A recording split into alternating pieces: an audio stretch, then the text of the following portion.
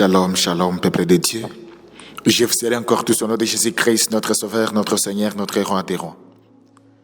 Bienvenue encore à notre programme des 30 jours de guérison.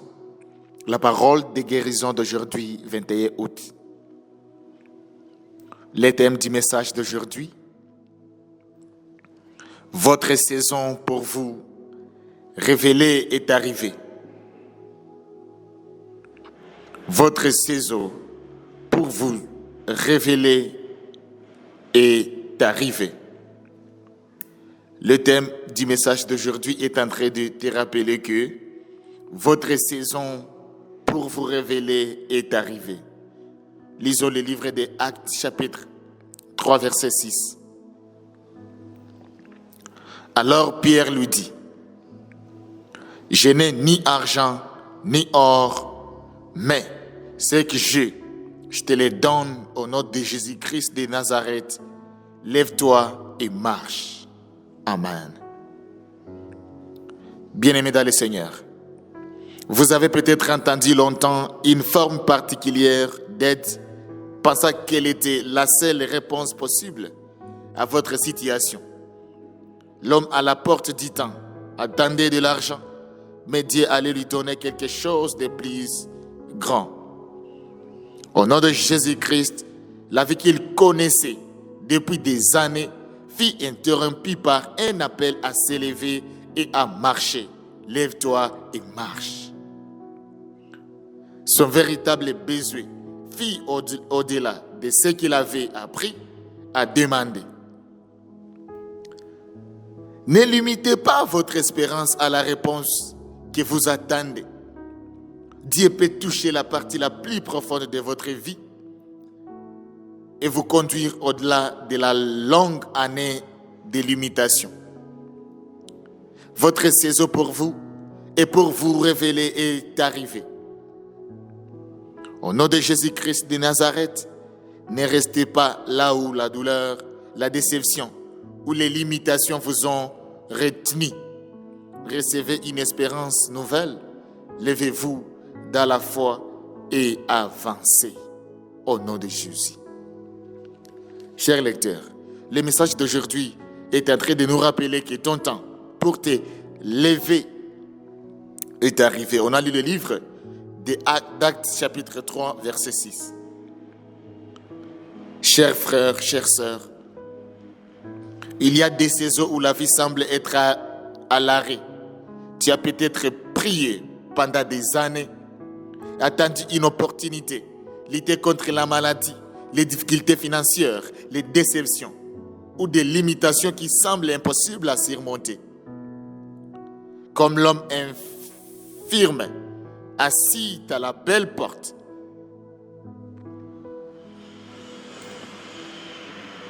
tu es peut-être habitué à survivre au lieu de vivre pleinement la vie que Dieu avait prévue pour toi. Les circonstances ont peut-être réduit tes attentes et affaibli ton espérance.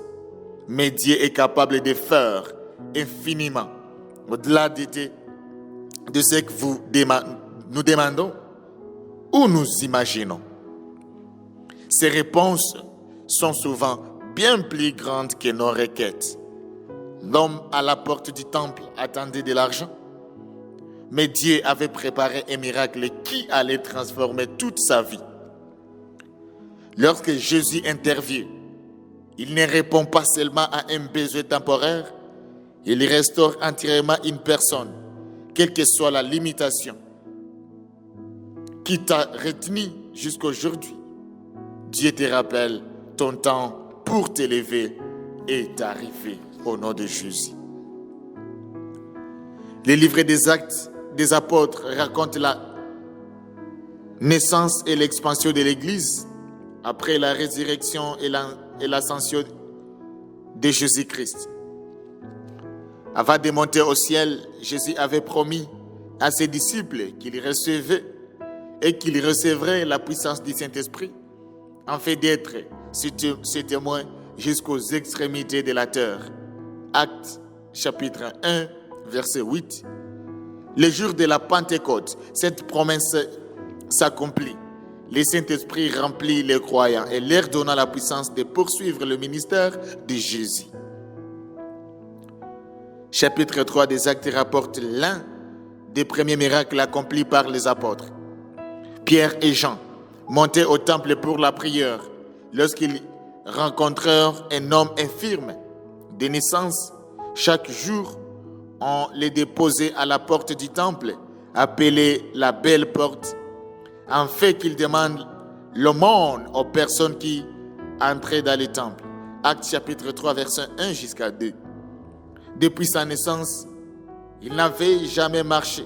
Toute sa vie dépendait de la générosité des autres. En voyant Pierre et Jean, il espérait recevoir de l'argent, mais Dieu avait préparé quelque chose de bien plus grand que ce qu'il demandait. Pierre fixant les yeux sur lui et déclarant: « Je n'ai ni argent, ni or, mais ce que j'ai, je te le donne. Au nom de Jésus-Christ de Nazareth, lève-toi et marche. » Actes chapitre 3, verset 6. Puis Pierre le prit par la main de droite et le révélant. Aussitôt ses pieds et ses chevilles devinrent solides. Il s'est mis à marcher, à sauter et à louer Dieu. En entrant dans le temple, Actes chapitre 3, verset 7 jusqu'à 8.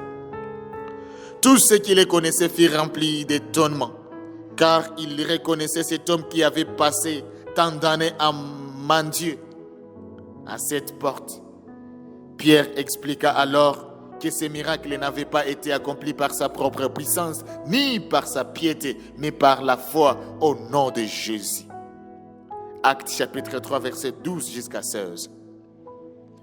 Les premiers lecteurs des Actes comprirent que Jésus ressuscité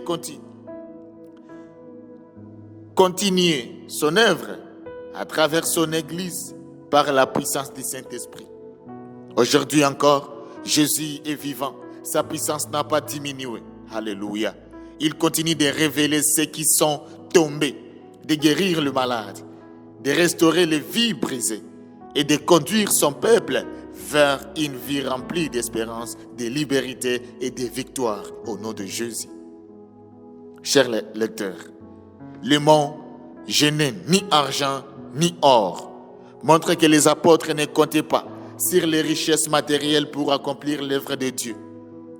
L'argent peut répondre à certains besoins, mais il ne peut pas guérir les cœurs ni transformer une vie. Les plus grands dons de Dieu sont spirituels et éternels. Les portes, mais ce que j'ai, je te les donne, révèle que Pierre connaissait l'autorité que Dieu lui avait confiée. Rempli du Saint-Esprit, il n'offrit pas une aide passagère, mais la puissance de Jésus-Christ capable de changer complètement une vie. Au nom de Jésus. L'expression « au nom de Jésus-Christ de Nazareth » indique la véritable source du miracle. Dans les Écritures, le nom de Jésus représente son autorité, sa puissance, sa présence, sa victoire. La guérison ne venait pas de Pierre, mais du Christ vivant qui agissait à travers lui. L'ordre « lève-toi et marche » exigeait la foi et l'obéissance. Bien que cet homme n'ait jamais marché, il répondit à l'appel de Dieu. Au moment où il obéit, la puissance divine fortifia son corps. Bien souvent, les miracles commencent lorsque nous faisons un pas d'obéissance avant même de comprendre comment Dieu va agir. Cette vérité est confirmée dans toute la Bible. Jésus déclarant: « Tout est possible à celui qui croit. » Marc chapitre 9, verset 23. Plus tard, l'apôtre Paul écrivit: « Je puis tout par celui qui me fortifie. » Philippiens chapitre 4, verset 13. Le même Jésus qui a révélé cet homme continue aujourd'hui à le révéler tous ceux qui mettent leur confiance en lui. Alléluia. Bien-aimés dans le Seigneur, Ne limite pas Dieu à la réponse que tu attends. Comme l'homme infirme qui demandait de l'argent, tu peux attendre une solution précise alors que Dieu veut t'accorder quelque chose de beaucoup plus grand. Fais confiance à sa sagesse, même lorsque sa réponse est différente de ce que tu imaginais. Refuse de rester prisonnier des limitations qui t'ont retenu jusqu'à présent. Qu'il s'agissait d'une maladie, d'une faiblesse spirituelle, d'une blessure émotionnelle, des difficultés financières ou d'une autre épreuve, crois que Jésus a le pouvoir de t'introduire dans une nouvelle saison de ta vie. Ton passé ne détermine pas ton avenir lorsque Christ prononce sa parole sur toi. Marche par la foi et non par la peur. L'homme infirme a dû répondre à l'ordre de Pierre avant de vivre pleinement son miracle. De la même manière, obéis à la parole de Dieu, même si tu ne vois pas encore le résultat. Chaque pas d'obéissance ouvre la voie à la manifestation de la puissance de Dieu. Souviens-toi que ton témoignage n'est pas seulement pour toi. Lorsque Dieu te relève, ta vie devient un témoignage vivant qui conduit les autres à Jésus-Christ. Que toute ton existence proclame sa bonté, sa puissance et sa fidélité au nom de Jésus. Question de réflexion au travers de cette parole. La première question, on te demande: dans quel domaine de ta vie as-tu besoin que Jésus te révèle aujourd'hui?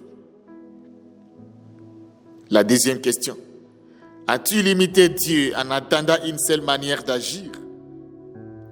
Troisième question: quel pas de foi Dieu te demandait-il de faire aujourd'hui?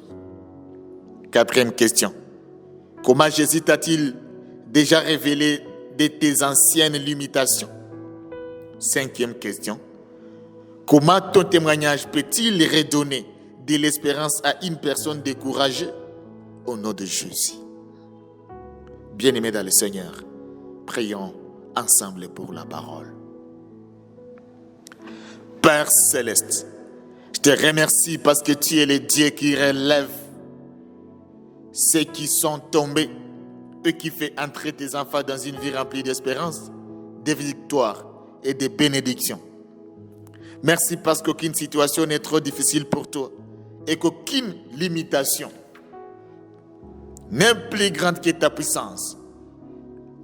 Je te loue parce que tes projets pour ma vie dépassent tout ce que je peux imaginer. Seigneur Jésus, aujourd'hui je te présente tous les domaines de ma vie qui sont restés bloqués pendant longtemps.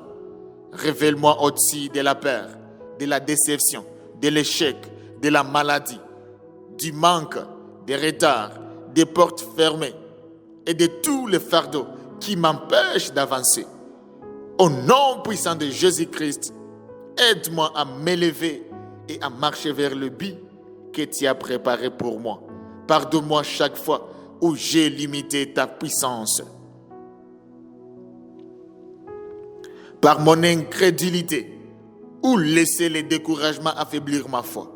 Apprends-moi à faire confiance à ton calendrier, à obéir à ta voix et à marcher avec assurance là où tu me conduis.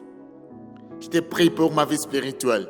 Remplis-moi à nouveau du Saint-Esprit. Fortifie ma foi. Approfondis ma communion avec toi et donne-moi une soif renouvelée de ta parole et de ta prière. Que je marche chaque jour dans l'autorité et la victoire que tu accordes à ceux qui te suivent. Je te prie pour ma famille.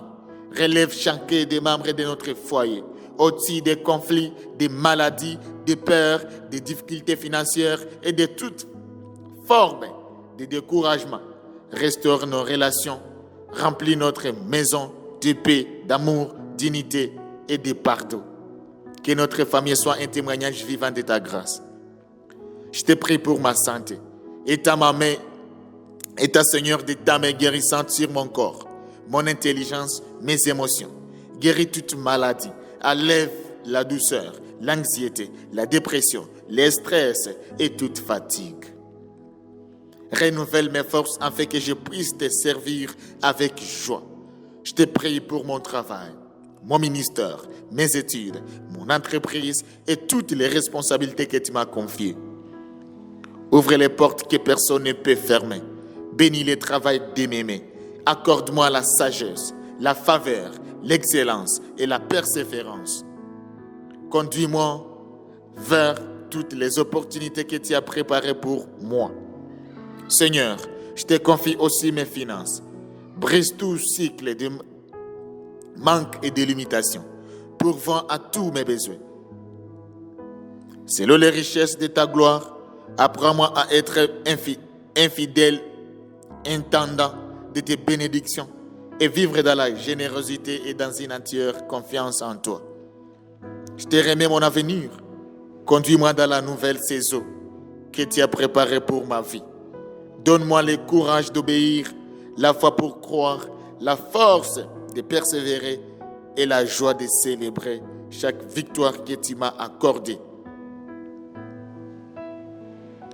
Que toute ma vie glorifie Jésus-Christ et conduise d'autres personnes à placer leur confiance en lui. Merci parce que je crois que mon temps pour m'élever est arrivé. Je reçois ta force, ta faveur et ta guérison, ta paix, mais aussi ta victoire. J'ai choisi de me lever par la foi et d'avancer avec assurance, sachant que tu marches avec moi. Au nom puissant et victorieux de Jésus-Christ, que nous prions ainsi. Amen. Bien-aimés dans le Seigneur, chers lecteurs, merci d'avoir choisi et aimé la parole de guérison comme ton bouclier. Que Dieu te bénisse. Je vais te rappeler que cette parole est disponible sur Amazon.com. Tu peux vraiment passer les commandes. Les livres s'achètent seulement à un prix de 10 000 francs en deux. Que Dieu vous bénisse abondamment. Amen.